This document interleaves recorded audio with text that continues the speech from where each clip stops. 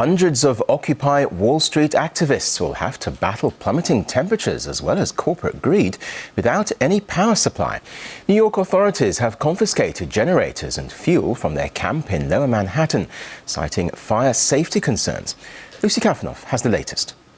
Well, I'm here in Zuccotti Park. Liberty Plaza, as it's been dubbed by the Occupy Wall Street movement here, the scene of a tense standoff between city officials and protesters early on Friday morning. More than 20 uniformed police officers and fire department officials entered the encampment and demanded that the protesters turn over anything that may be considered a fire hazard, citing safety concerns. Please bring all generators and fuel here so that they can be safely disposed of. In the end, approximately 6 power generators, were seized by the police, and several dozen canisters of fuel, including vegetable oil for cooking. Now, preventing fires is, of course, a very reasonable concern when you're dealing with a densely packed tent city, such as what Occupy Wall Street Zuccotti Park has become. But at the same time, a lot of people here feel that this is also a convenient way for the city to essentially crack down on a movement in a sort of backhanded manner as temperatures continue to plummet into freezing degrees. In fact, the first snowfall is expected here in Zuccotti Park over the weekend. So a lot of protesters feel that this is perhaps some sort of way for the city to freeze them out, to try to dampen their resolve to remain here. Now, downtown New York, Zuccotti Park was, of course, the scene of the original Occupy Wall Street demonstration, which started on September 17th.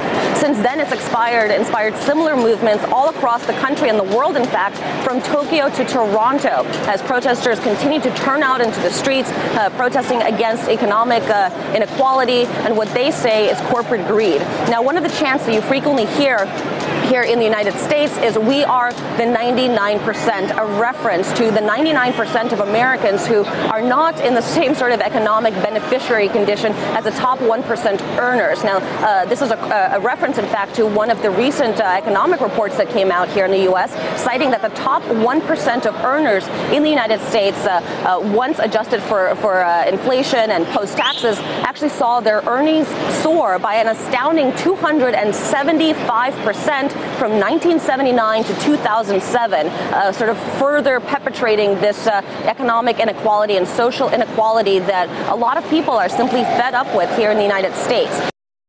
Well, Lucy Kaffanov is monitoring the situation for RT. Her Twitter feed is the place on the web for the quickest updates on the Occupy Wall Street situation.